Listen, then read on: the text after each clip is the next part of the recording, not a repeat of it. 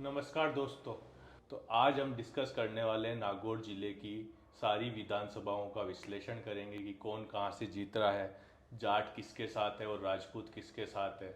नागौर के बारे में ये कहा जाता है कि नागौर जिसके भी साथ होता है उसी की सरकार बनती है। अगर वो कांग्रेस के साथ है तो कांग्रेस की सरकार बनती है और बीजेपी के साथ है तो बीजेपी की सरकार बनती है।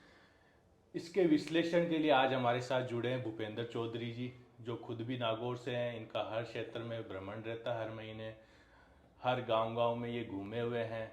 इनको सारा पता है कि कितने जाट किसके साइड हैं और कितने राजपूत किसके साइड हैं। तो अपन नागौर में विश्लेषण शुरू करें तो नागौर में आती है 10 सीटें, जिसमें से पिछली बार 2 सीटें थी आरएलपी के पास, 2 थी बीजेपी के पास और 6 थी कांग्रेस के पास। तो कांग्रेस की सरकार बनी। अब अपन डिस्कस करेंगे कि इन्हीं 10 सीटों में इस बार क्या जातीय समीकरण है और किसके फेवर में जा रही है। नागौर वो क्षेत्र है जहां मोदी जी को भी आना पड़ गया कि अभी भाई जाट वोट को अपने पास करना है, तो उन्होंने आके तेजा जी के मंदिर में भी खरनाल गए हैं। तो अभी भूपेंद्र जी से अपन डिस्कस करते हैं। सबसे पहले भूपेंद्र जी अपन चलते हैं, नागौर से ही चलते हैं। मोदी जी ने नागौर में रैली की है। ज्योति मिर्धा जी कांग्रेस को छोड़ के बीजेपी में आ गई है। रेवंत राम डांगा जी आरएलपी को छोड़ के भाजपा का भाजपा दामन में आ थाम गए चुके हैं। हैं। मेहरिया जी जो है वो एक सुबह से शाम में 3 पार्टियों में घूम चुके हैं। तो आपको क्या लगता है, हालांकि वो सब खिंवसर से आते हैं लेकिन फिर भी कहीं ना कहीं वो नागौर और खिंवसर आपस में जुड़े हुए हैं। तो नागौर की सीट का समीकरण आपको क्या लगता है? देखिए सर, बात ऐसी है कि नागौर की राजनीति का ऊंट जिस करवट बैठता है, ऐसा माना जाता है कि राजस्थान प्रदेश की राजनीति नागौर से ही डिसाइड होती है। जिधर नागौर की जनता का वोट रहता है वही उसी सर की प्रदेश में सरकार बनती है। नागौर जिले में यूं तो आती है 10 विधानसभा सीटें, जिनमें से नागौर लोकसभा क्षेत्र में 8 विधानसभा सीटें आती हैं। 2 सीटें ऐसी है जो राजसमंद विधानसभा क्षेत्र में आती है। अब बात करते हैं अपन जो नागौर जिले का हेडक्वार्टर है, नागौर जो मेन प्रॉपर नागौर विधानसभा सीट है वहां से। नागौर सीट ऐसी है जहां से पिछली बार भाजपा के मोहन राम चौधरी जी या मोहन राम धुंधवाल एमएलए थे। वहीं कांग्रेस ने टिकट दिया था हबीब को, हबीबुर रहमान को, जिनका भाजपा ने टिकट काटा था। और हबीब ने कांग्रेस के टिकट पे चुनाव लड़ा और मोहन राम जी ने भाजपा के टिकट पे चुनाव लड़ा, जो मोहन राम जी ने काफी अच्छे मार्जिन से चुनाव जीता। इस बार नागौर सीट पर भाजपा और कांग्रेस दोनों ने अपने प्रत्याशी बदले हैं। भाजपा की प्रत्याशी तो है जो पूर्व में नागौर लोकसभा क्षेत्र से कांग्रेस की उम्मीदवार थी, ज्योति मिर्धा जी, जो अभी हाल ही में कांग्रेस जोड़कर भाजपा में आई हैं। ज्योति मिर्धा के सामने लड़ेंगे उन्हीं के चाचा हरेंद्र मिर्धा चुनाव। और ये एक ही राजनीतिक परिवार से ताल्लुकात रखते हैं और इनकी पहले भी राजनीतिक अदावतें सामने आ चुकी हैं। और अब ये चाचा भतीजी आमने सामने नागौर विधानसभा सीट से चुनाव लड़ रहे हैं। लेकिन यहाँ पर जो मुख्य चुनाव है उसको इंटरेस्टिंग बनाया है, पहले 2 बार भाजपा के टिकट पर एमएलए रह चुके और पिछली बार कांग्रेस के उम्मीदवार रह चुके हबीबुर रहमान ने। हबीबुर रहमान इस बार लड़ रहे हैं निर्दलीय चुनाव नागौर क्षेत्र से। और हबीब जो है उनकी माइनॉरिटी वोट बैंक में बहुत अच्छी पकड़ है। और नागौर जिले की 3 सीटों में से एक सीट नागौर खुद भी ऐसी है जहां पर माइनॉरिटी का बहुत अच्छा होल्ड है। तो हबीब ने इस चुनाव को त्रिकोणीय बना दिया है और काफी रोमांचक बना दिया है। अगर हबीबुर रहमान चुनाव नहीं लड़ते तो ये श्योर था कि कांग्रेस के हरेंद्र मिर्धा एक तरफा चुनाव जीत सकते थे। लेकिन हबीब के आने से मामला रोचक हो गया है और जो समीकरण है वो अभी ज्योति मिर्धा के पक्ष में ज्यादा हो चुके हैं। इसके अलावा जो भी नरेंद्र मोदी जी की भी रैली थी उसका भी प्रभाव काफी ज्यादा देखने को मिलेगा, क्योंकि नागौर तेजाजी की धरती है। तेजाजी महाराज जाट समाज के आराध्य देव है।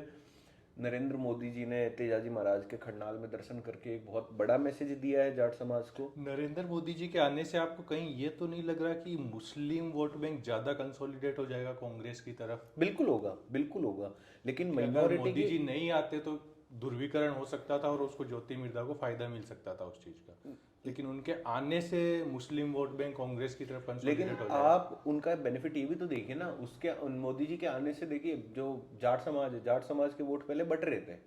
एक तरीके से देखा जाए तो हरेंद्र मिर्धा ज्योति मिर्धा में जाट समाज के वोट जाने थे। और ज्योति मिर्धा ने चूंकि नागौर से कभी विधानसभा का चुनाव नहीं लड़ा और हरेंद्र मिर्धा पहले 2 बार नागौर क्षेत्र से विधानसभा का चुनाव लड़के हार चुके हैं, तो जाट समाज में हरेंद्र मिर्धा के लिए एक सिंपैथी थी। तो जाट समाज हरिंदर मिर्धा को वोट जरूर डालता, लेकिन मोदी जी के आने से और मोदी जी के खरनाल में जाने से जाट समाज को ये मैसेज मिला है कि भाजपा जाट समाज के साथ प्रमुखता से है। और इसके अलावा भी आप देखेंगे ना, पिछले काफी समय से भाजपा ने जाट समाज को अच्छा प्रतिनिधित्व दिया है, चाहे वो उपराष्ट्रपति बनाना हो या टिकटों में भी। इस बार भाजपा ने सबसे ज्यादा जाट समुदाय को टिकट दिए हैं अपनी पार्टी में, लगभग 30 या 32 टिकट नागौर सीट पे हनुमान बेनीवाल जी का कितना इम्पैक्ट आप मानते हैं? उन्होंने अपना कैंडिडेट भी नहीं खड़ा किया हरिंदर मिर्धा जी के सपोर्ट देखिए, में। उसका कैंडिडेट इसी चैनल पर एक पुराने वीडियो में मैं बात कर चुका हूँ कि हनुमान बेनीवाल और अशोक गहलोत का तो एक गठबंधन है राजस्थान में, और हनुमान बेनीवाल ने ये आरएलपी पार्टी सिर्फ इसलिए बनाई है ताकि वो इधर उधर दूसरे दलों से साठगांठ करके कुछ पैसे कमा सके, ये बात है। और हनुमान बेनीवाल ने, लेकिन वो तो कहते हैं हमारा दोनों पार्टियों से कोई वास्ता नहीं है। तो आप देखिए ना, चंद्रशेखर रावण अभी के साथ जैसे गठबंधन करके लड़ अभी रहे हैं। चंद्रशेखर रावण के गठबंधन की भी अपन बात करेंगे। जो नागौर की 10 विधानसभा सीटें हैं, अगर अपन इन 10 सीटों का एनालिसिस पूरा देखने के बाद में मैं 2 मिनट आपको ये भी ब्रीफ करूंगा कि किस तरीके से इनका गठबंधन है। पर हनुमान बेनीवाल ने यहाँ पर जो नागौर विधानसभा क्षेत्र है, यहाँ से कोई उम्मीदवार नहीं उतारा है, जबकि चर्चाएं ऐसी थी कि हनुमान बेनीवाल के छोटे भाई नारायण बेनीवाल है, उनको नागौर क्षेत्र से चुनाव लड़ाया जाएगा। हनुमान बेनीवाल की जो जन्मभूमि है बरण गांव, वो भी नागौर विधानसभा क्षेत्र में ही आता है, तो वहां से ये ताल्लुकात रखते हैं। फिर भी इन्होंने यहाँ से चुनाव नहीं लड़ा है। उसका सीधा सीधा इनका बेनिफिट पहुंचाना था इनको हरिंदर मिर्धा को, क्योंकि लेकिन ऐसा लगता है कि अराउंड 20 गांव ऐसे हैं जिनपे हनुमान बेनीवाल का काफी इम्पैक्ट है नागौर बिल्कुल नागौर में हनुमान बेनीवाल का इम्पैक्ट कोई नकार नहीं में। वो सकता। ज्योति मिर्धा को काफी नुकसान पहुंचाएंगे। बिल्कुल ज्योति मिर्धा को नुकसान पहुंचाएंगे, और ज्योति मिर्धा की जो लीड 20,000 की होती है उसको 7-8 हजार पे ले आएंगे।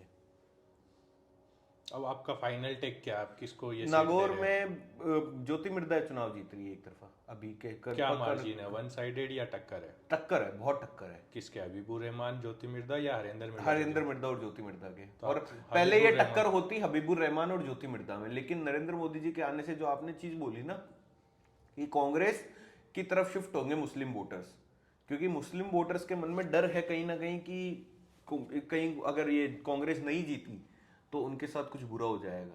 तो उस डर के कारण मुस्लिम वोटर कांग्रेस की तरफ शिफ्ट होंगे और उसका नुकसान हबीबुर रहमान को उठाना पड़ेगा। तो आपने फर्स्ट सीट बीजेपी को दिए, तो एक तरीके से स्कोर 1-0 हो गया। बिल्कुल 1-0 स्कोर। अब नेक्स्ट सीट अपन डिस्कस करते हैं खिंवसर, जहाँ पे हनुमान बेनीवाल पिछले 15 सालों से जीतते आ रहे हैं। बीजेपी से उन्होंने चुनाव लड़ा, निर्दलीय उन्होंने चुनाव लड़ा, बीजेपी के गठबंधन के साथ चुनाव लड़ा, और फिर अब पहली बार खुद से चुनाव लड़ रहे हैं आरएलपी पार्टी से, जिसका किसी से कोई गठबंधन नहीं है। नहीं, हनुमान बेनीवाल ने जो 2018 का विधानसभा चुनाव था वो भी आरएलपी से ही लड़ा था। और अच्छा, उपचुनाव में गठबंधन था इनका भाजपा के साथ में, लेकिन खुद का जो 18 वाला चुनाव था वो भी आरएलपी से लड़ा था। देखिए, हनुमान बेनीवाल क्या है, हनुमान बेनीवाल राजस्थान की राजनीति में हनुमान बेनीवाल की भूमिका को कोई भी आदमी सिरे से खारिज नहीं कर सकता। उसका कारण है, हनुमान बेनीवाल एक ऐसे समाज का प्रतिनिधित्व करते हैं जिसका राजस्थान की राजनीति में आज़ादी के टाइम से ही, जो पहली विधानसभा थी तभी से बहुत इम्पोर्टेंस रहा है जाट समाज का। उस जाट समाज का प्रतिनिधित्व हनुमान बेनीवाल करते हैं। तो हनुमान पे इससे पूर्व में मिर्धा फैमिली थी जो नागौर से ही आती है, जिनके ज्योति मिर्धा, हरिंदर मिर्धा या रिचपाल मिर्धा इनके परिवार के जो इनके पूर्वज थे। इन्होंने भी नागौर में जाट राजनीति को एक अच्छे लेवल पे उठा के रखा। लेकिन अब भी हनुमान बेनीवाल है, वो ना सिर्फ नागौर के बल्कि पूरे राजस्थान के जाटों का प्रतिनिधित्व करते हैं, और इनकी बातें मुखरता के साथ रखते हैं। हनुमान बेनीवाल का तो हनुमान बेनीवाल किसी और की राजनीति को इम्पैक्ट करने की बजाय जाटों के ही नेताओं की राजनीति को इम्पैक्ट कर रहे हैं, उन्हीं को नुकसान पहुंचा रहे हैं। हाँ बिल्कुल, हनुमान बेनीवाल ने जहां पर भी आरएलपी के कैंडिडेट खड़े किए हैं, वो अगर सामने कोई जाट जीता हुआ है ना तो उसी को नुकसान पहुंचाएगा। और इस चीज को अपन समझेंगे इस वीडियो के लास्ट में पूरी 10 सीटों के बाद में कि किस तरीके से ये गहलोत ने इस चीज का फायदा उठाया है। लेकिन अभी खिंवसर की अपन बात करें तो खिंवसर में 1 साइडेड मुकाबला है और कोई टक्कर नहीं है। हनुमान बेनीवाल चुनाव जीत जाएंगे। बीजेपी के पास तो कैंडिडेट था नहीं, तो इसलिए उन्होंने रेवंत राम डांगा जो तो रेवंत राम डांगा कितने वोट तोड़ पाएंगे आरएलपी के? वो भी आरएलपी का कोई नुकसान नहीं करेंगे, बस वो बीजेपी का जो कोर वोट देंगे 30-35 हजार वोट वो लेके आएंगे रेवंत राम डांगा जी। और गहलोत आप कह रहे हैं कि आरएलपी के कार्यकर्ता जो है वो रेवंत राम डांगा के साथ नहीं जुड़े, जबकि जब उन्होंने ज्वाइन की तो 100-200 कार्यकर्ताओं के साथ ज्वाइन की थी बीजेपी। तो बस वो 100-200 ही होंगे, इसके अलावा कुछ नहीं है। और बाकी जो कांग्रेस ने वहां से टिकट दिया है वो तेजपाल मिर्धा को दिया है। तेजपाल मिर्धा अभी कुचेरा नगर पालिका के चेयरमैन है, और जो डेगाना एमएलए विजयपाल मिर्दा, इनके चचेरे भाई हैं। रिचपाल मिर्दा के भाई के बेटे हैं तेजपाल मिर्दा, लेकिन तेजपाल मिर्दा का कोई होल्ड नहीं है, उनका पहला चुनाव है। जो उनका होल्ड सिर्फ एक कुचेरा जो नगर पालिका क्षेत्र है वहीं पर ही है, वहां पे 20-25 हजार वोट वो कुचेरा के वो के तेजपाल मिर्दा लेके जाएंगे। और तेजपाल मिर्दा को खड़ा करने के पीछे स्ट्रेटेजी भी इन्हीं की यही है कांग्रेस की, कि हनुमान बेनीवाल पूरे राजस्थान में घूम के बाकी कैंडिडेट का प्रचार ये करें। जाटों के तीनों कैंडिडेट के बीच आप दुर्ग सिंह चौहान जी को क्या आंक रहे हैं कि वो कितना दुर्ग सिंह impact कर चौहान पाएंगे? जो पहले भी 2 चुनाव ये लड़ चुके हैं, और दुर्ग सिंह चौहान निर्दलीय इस बार लड़ रहे हैं, और अलमारी शायद इनका चुनाव चिन्ह है। तो दुर्ग सिंह चौहान इस बार भी लगभग राजपूत समाज के अच्छे खासे वोट लेके जाएंगे, और हो सकता है दूसरे नंबर पे दुर्ग सिंह चौहान रहे। तो आप रेवंत राम डांगा जी को तीसरा या चौथा नंबर दे रहे हैं? तीसरा नंबर रेवंत राम डांगा जी का, मतलब दूसरे नंबर की कंपटीशन है रेवंत राम डांगा और दुर्ग सिंह चौहान के बीच में। और अगर जाट वोट इक्वली डिवाइड हो जाते हैं तो दुर्ग सिंह जी चौहान एक नंबर पे भी आ सकते हैं। नहीं, दुर्ग जाट वोट इक्वली डिवाइड भी नहीं होंगे, और दुर्ग सिंह चौहान एक नंबर पे भी नहीं आएंगे। तो ये सीट आप आरएलपी को दे रहे हैं। आरएलपी की सीट तो है ये। कांग्रेस अभी भी 0 है। कांग्रेस 0 है। तो अभी अपन नेक्स्ट सीट ले लेते हैं, मेड़ता जो रिजर्व्ड सीट है। पिछली बार यहाँ से इंदिरा देवी जी आरएलपी से चुनाव जीता था, और इस भाजपा बार- के उम्मीदवार यहाँ से भंवरा राम जी थे, एक नया उम्मीदवार था, और कांग्रेस से सोनू चितारा को टिकट दिया था। हाँ, बीजेपी तीसरे या चौथे नंबर पे चौथे रहेगा। नंबर पे भाजपा थी। हाँ, तो इस बार क्या है, बीजेपी कुछ सेंधमारी कर पाएगी या क्या? यहाँ देखिए- का जातीय समीकरण क्या है? देखिए, मेड़ता जो सीट है ना, वो भी जाट समाज का अच्छा खासा होल्ड है, लेकिन रिजर्व सीट है। मेड़ता से इस बार भाजपा के उम्मीदवार है लक्ष्मण राम जी मेघवाल, और कांग्रेस के उम्मीदवार है शिवरतन वाल्मीकि। आरएलपी से वही इंदिरा देवी बावरी चुनाव लड़ रही है। अब बात यह है, मेड़ता जाट समाज के होल्ड वाली सीट है, और आरएलपी के चक्कर में पिछली बार इंदिरा देवी बावरी को अच्छा खासा वोट मिला, और इंदिरा देवी बावरी चुनाव जीत गई। लेकिन जो सेकंड नंबर पे जो रहे थे ना लक्ष्मण राम जी, वो उससे पहले मेड़ता से एमएलए रहे हुए कांग्रेस के टिकट पे, और कांग्रेस ने उनका टिकट काटा था, वो निर्दलीय लड़े थे और सेकंड नंबर पे रहे थे। इस बार उन्हीं लक्ष्मण राम जी ने भाजपा ज्वाइन कर ली थी पहले, और उनको भाजपा ने अपना उम्मीदवार बनाया। और इस बार जो जितने समीकरण है मेड़ता के, वो समीकरण लक्ष्मण राम जी के फेवर में जाते दिख रहे हैं, और इंदिरा देवी बावरी हो सकता है मेड़ता चुनाव हारेंगी इस बार। ये काफी कम डिस्कस्ड सीट है, ऐसा बिल्कुल, क्यों है? ऐसा कहीं इसलिए discussion क्योंकि कहीं जाटों की राजनीति के बीच छुप गई है। हाँ, ये एक्चुअली क्या है ना, जैसे अभी आप देखेंगे ना, तो नागौर जिले में 10 सीटें आती है, जिन 10 जिलों सीटों में 2 सीट रिजर्व है, मेड़ता और जायल, और बाकी जो 8 सीटें हैं ना सर, सब पे एमएलए जाट समाज से है। पूरी 8 की 8 सीटों पे एमएलए जाट समाज से है अभी करंट एमएलए। तो नागौर जो है ये जाट समाज की राजनीति का ध्रुव रहा है, या यूं कहें कि जाट समाज की राजनीतिक राजधानी नागौर है। तो इसमें मेड़ता और जो जायल है, यहाँ पे भी लगभग जो जीत हार का फैसला वो जाट समाज ही करता है, लेकिन ये दोनों रिजर्व सीट होने के चक्कर में जाट समाज के पास नहीं है, और इसी चक्कर में ये बहुत कम डिस्कस्ड या लीस्ट डिस्कस्ड सीटें हैं मेड़ता और जायल।